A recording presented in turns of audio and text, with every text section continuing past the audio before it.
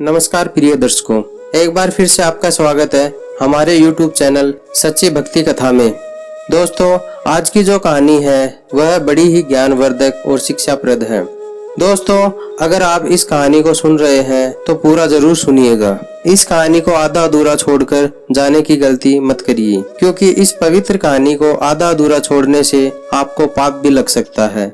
इसलिए इस कहानी को पूरा जरूर सुनिएगा। आप भोलेनाथ के भक्त हैं तो भोलेनाथ का अनादर ना करें और इस कहानी को पूरा अवश्य सुने। यह कहानी चिड़िया वाली बूढ़ी माँ की है। यह कहानी एक सच्ची घटना पर आधारित है। प्रिय दर्शकों, चिड़िया वाली बूढ़ी माँ का मंदिर जो कि गुजरात में है। मित्रों, कौन है यह चिड़िया वाली बूढ़ी माँ? क्या है चिड़िया की ये कहानी? आइए जानते हैं इस कहानी के माध्यम से चिड़िया वाली बूढ़ी माँ के बारे में। प्रिय दर्शकों, इससे पहले कि आप लोग हमारी इस कहानी में खो जाए, जो लोग हमारे चैनल पर नए आए हैं वो हमारे चैनल को सब्सक्राइब जरूर करें, ताकि आने वाली वीडियो का नोटिफिकेशन सबसे पहले आपको मिले। बेल आइकन को दबाएं और इस कहानी से आपको क्या शिक्षा मिली वो हमें कमेंट बॉक्स में जरूर बताइए। तो चलिए कहानी की तरफ। प्रिय दर्शकों, एक समय की बात है। एक बड़ा सा शिव भोलेनाथ का मंदिर था, जहाँ प्रतिदिन भक्ति और पूजा पाठ होती थी। मंदिर के पास में एक बड़ा सा पेड़ था और उस पेड़ पर एक गौरैया पक्षी का जोड़ा रहता था। वे दोनों पक्षी भगवान भोलेनाथ के मंदिर में पूजा पाठ के लिए रोज आते थे और भगवान शिव की, भगवान भोलेनाथ की आराधना करने लगते थे और घंटों घंटों बैठे भोलेनाथ की भक्ति में रमे रहते थे। भक्ति में इतने रमे रहते कि उनको पता तक नहीं रहता था कि उनके आसपास क्या हो रहा है। उन दोनों पक्षी का हर दिन का यही काम था। प्रिय दर्शकों, शाम सवेरे जब भी मंदिर में घंटियां बजने और आरती होने की आवाज सुनते ही वे पक्षी उस मंदिर में चले आते थे और भगवान शंकर की भक्ति करने लगते थे। उसके बाद अपने बच्चों के लिए और अपने लिए भोजन की व्यवस्था करने में लग जाते थे। उन दोनों पक्षियों का ये रोज का काम था। और प्रिय दर्शकों, उसी मंदिर के पास में थोड़ी ही दूर पर एक बूढ़ी माँ का घर था। उस बूढ़ी माँ के घर पर कोई नहीं था, सिवाय बूढ़ी माँ के कोई संतान नहीं थी, कोई परिवार नहीं था। उनके आगे पीछे देखरेख करने वाला उस बूढ़ी माँ का कोई नहीं था। वह अकेले ही अपना जीवन व्यतीत कर रही थी। और प्रिय दर्शकों, उस बूढ़ी माँ को पक्षियों से बहुत प्रेम था, बड़ा ही लगाव था। वो पक्षियों को बहुत प्रेम किया करती थी। उनके लिए प्रतिदिन अपने घर की छत पर दाना पानी डाला करती थी। उस बूढ़ी माँ का यह काम रोज का था और वो दोनों गौरैया उस बूढ़ी माँ के घर की छत पर आते थे और आसानी से दाना चुगते, खाते पीते और उसमें से कुछ अपने बच्चों के लिए अपने साथ ले जाते थे। इसी तरीके से उनका जीवन चल रहा था। उस बूढ़ी माँ के कारण उन पक्षियों का पेट भर रहा था, उनका जीवन चल रहा था और साथ ही वो आराम से निश्चित होकर भोलेनाथ की भक्ति कर पा रहे थे। अब इसी तरह दिन गुजर रहे थे। प्रिय दर्शकों, एक दिन ऐसा आता है कि वो बूढ़ी माँ बीमार हो जाती है और बीमारी के कारण बिस्तर पकड़ लेती है। उस बूढ़ी माँ का कोई बहू बेटा तो था नहीं कि उनका इलाज करवाता, उन्हें दवाई वगैरह देता। उनकी देख रेख करने वाला कोई नहीं था। अब बूढ़ी माँ बिना दवा इलाज के इसी तरह बिस्तर पर पड़ी रहती है। अब बूढ़ी माँ अपने घर की छत पर पक्षियों के लिए दाना पानी भी नहीं डाल पा रही थी। अब जब वह गौरैया पक्षी उस बूढ़ी माँ की छत पर दाना चुगने के लिए आती है तो वहाँ दाना पानी नहीं देखते हैं। तो वो सोचते हैं उसकी बूढ़ी माँ कहाँ चली गई, दाना पानी क्यों नहीं डाल रही है। प्रिय दर्शकों, इसी तरह 2 या 3 दिन बीतते हैं। बीमारी के कारण धीरे धीरे वो बूढ़ी माँ और कमजोर होने लगती है। बिना देख रेख और इलाज के कारण एक दिन वो इस दुनिया से चली जाती है, उनकी मौत हो जाती है। अब जब वो गौरैया पक्षी देखती हैं कि बूढ़ी माँ का कोई पता नहीं चल रहा है और छत पर दाना पानी भी नहीं डाला जा रहा है, तो वो चिंता में पड़ जाते हैं। वो बहुत ही परेशान होते हैं और उस बूढ़ी माँ को पूरे गाँव में और आसपास में ढूंढने लग जाते हैं, खोजने लग जाते हैं। खोजते खोजते दोनों पक्षी थक जाते हैं। प्रिय दर्शकों, उसमें से जो मादा गौरैया थी वह अपने पति से कहती है, कुछ दिनों से बूढ़ी माँ का पता नहीं चल रहा, पता नहीं कहाँ चली गई है, ना ही दाना पानी डालती है, ना ही कहीं दिखाई देती है। हमने इतना उन्हें ढूंढा लेकिन वह मिली ही नहीं, अब हम क्या करें। उस गौरैया का पति कहता है कि प्रिय, तुमने हर जगह बूढ़ी माँ को तलाश किया, बूढ़ी माँ कहीं नहीं मिली, लेकिन तुमने एक जगह उन्हें नहीं देखा, उनके खुद के घर में। प्रिय दर्शकों, अब यह कहने के बाद वह गौरैया पक्षी बूढ़ी माँ के घर चली जाती है और जब घर के अंदर जाके देखती है तो बूढ़ी माँ अपने बिस्तर पर लेटी है। उनके शरीर में कोई हलचल नहीं। उनके चेहरे पर, उनके बदन पर मक्खियां भिनभिना रही थी। वो गौरैया अपने पंखों की फड़फड़ाहट से उन मक्खियों को हटाने की कोशिश करती है। बूढ़ी माँ को जगाने की कोशिश करती है, लेकिन उनके शरीर में कोई हलचल नहीं होती है। ये सब देख गौरैया का पति कहता है कि प्रिय, बूढ़ी माँ अब इस दुनिया में नहीं रही, उनकी मृत्यु हो चुकी है। यह सब देखने के बाद दोनों पक्षी बहुत ही निराश, बहुत ही उदास होते हैं। उन्हें बड़ा ही दुख होता है और उनकी आंखों से आंसू बहने लगते हैं। प्रिय दर्शकों, अब उन्हें दाना चुगने के लिए दूर दूर जाना पड़ता है। इस कारण उन्हें शाम भी हो जाती है। शाम को जब मंदिर की घंटियां बजती है, आरती होने लगती है, तब वो दोनों पक्षी उस मंदिर में पहुंचते हैं और एक पैर पर खड़े होकर भगवान भोलेनाथ की निरंतर भक्ति करने लग जाते हैं। उनका जप करने लग जाते हैं, तप करने लगते हैं। इसी तरह उन पक्षियों को 1 घंटा बीतता है, 2 घंटा बीतता है, बहुत लंबा समय बीत जाता है। बिना खाए पिए लगातार महादेव की भक्ति करते रहते हैं ये गौरैया।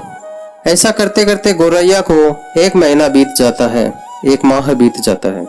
उस गौरैया ने भोलेनाथ की भक्ति करना छोड़ा नहीं, भोलेनाथ की भक्ति और तप करते रहे। ये सब देख के महादेव भोलेनाथ बड़े ही प्रसन्न होते हैं, बड़े ही खुश होते हैं और उन पक्षियों को दर्शन देते हैं और कहते हैं, हे गौरैया, तुम्हें क्या चाहिए? तुम जो मांगोगी मैं वो तुम्हें दूंगा। मैं तुम्हारी भक्ति से, इस अखंड तप से बहुत ही प्रसन्न हूँ।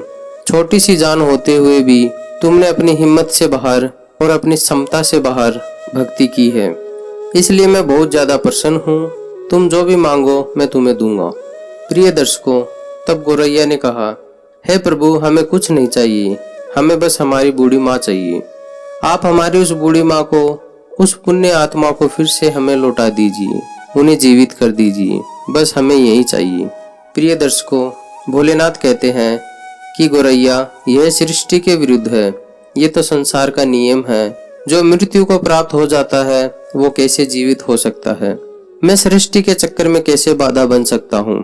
तुम और कुछ मांग लो। प्रिय मित्रों, तब उस चिड़िया ने कहा, नहीं भोलेनाथ, हमें कुछ नहीं चाहिए, हमें बस हमारी बूढ़ी माँ चाहिए और कुछ नहीं। आप हमें हमारी बूढ़ी माँ वापस कर दीजिए। तब भोलेनाथ ने कहा, गौरैया, अब वह बूढ़ी माँ का शरीर गल चुका है, उनका शरीर खत्म हो चुका है, उसमें कीड़े पड़ चुके हैं, उनका शरीर क्षत विक्षत हो गया है। मैं उन्हें कैसे जीवित करूं? उसमें प्राण कैसे फूकूं? प्रिय दर्शकों, तब वह दोनों पति पत्नी, दोनों पक्षी हट करने लगते हैं और कहते हैं, प्रभु, आपने हमें वचन दिया था कि तुम जो मांगोगे मैं दूंगा, तो प्रभु आप अपने वचन से पीछे हट रहे हैं। हे शिव शंभु, आप अपने वचन से बदल नहीं सकते। तब शिव महादेव ने कहा, हे गौरैया, तुम्हारे हट के आगे मैं विवश हूँ और अपने वचन के आगे। प्रिय दर्शकों, अब इस प्रकार भोलेनाथ ने उस बूढ़ी माँ के क्षत विक्षत शरीर को सही किया, फिर उसमें प्राण फूंक दिए। अब इस प्रकार वह बूढ़ी माँ फिर से जीवित हो गई और अपने सामने भगवान भोलेनाथ महाकाल को देखकर वह बूढ़ी माँ भाव विभोर हो जाती है, बड़ी ही प्रसन्न होती है और कहती है, हे प्रभु, मेरे जन्म जन्म के दुख दर्द आपके दर्शन मात्र से कट गए। आपने मुझे दर्शन दिया। हे प्रभु, मैंने ऐसा क्या पुण्य किया था कि आपने मुझे जीवित कर दिया? तब भगवान शिव ने कहा, हे बूढ़ी माँ, तुम्हें मैंने तुम्हारे कारण नहीं जीवित किया है, मैंने तो तुम्हें उन दोनों पक्षियों के लिए जीवित किया है। उन दोनों पक्षियों ने मेरी निराधार भक्ति की, दिन रात बिना अन्न पानी ग्रहण किए मेरी पूजा की, एक पैर पर खड़ा होकर मेरा ध्यान किया, इसी कारण मैंने उन्हें आशीर्वाद दिया। उन्हीं की वजह से तुम आज जीवित हो, इस धरती पर हो।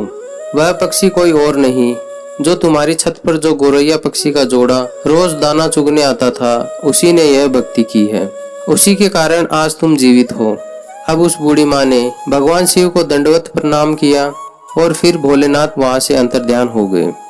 बूढ़ी माँ फिर से अपनी छत पर दाना डालने लगी, पानी रखने लगी और वह पक्षी, वह गौरैया का जोड़ा उस माँ की छत पर आते और पानी पीते, दाना चुगते। तब उस बूढ़ी माँ ने उन गौरैया पक्षी से कहा, पक्षियों, तुमने मुझे जीवन दान दिया है, भगवान भोलेनाथ की आराधना करके अपने लिए ना मांगकर मेरे लिए मांगा है। मैं यह चाहती हूँ, बस तुम मेरे घर पर ही रहो और नित्य प्रति मेरी आंखों के सामने रहो। अब यह सुनने के बाद उस बूढ़ी माँ का प्रस्ताव वह दोनों पक्षी स्वीकार करते हैं और उस बूढ़ी माँ के घर आकर रहने लगते हैं। प्रिय दर्शकों, इसी प्रकार दिन बीतने लगते हैं, समय बीतने लगता है और उस बूढ़ी माँ की ये चर्चा गांव-गांव, शहर-शहर में फैलने लगती है। दूर दराज तक फैलने लगती है कि एक बूढ़ी माँ है जो मरकर जीवित हो गई है और उसमें अजीब सी शक्ति आ गई है। अब इसी तरह उस बूढ़ी माँ के पास धीरे धीरे करके एक एक लोग जिनको कोई दुख रोग होता उनके पास आता और अपना दुख दर्द बताता। बूढ़ी माँ भगवान शिव के नाम पर पूजा पाठ कर दिया करती, तब उन लोगों का दुख दूर हो जाया करता।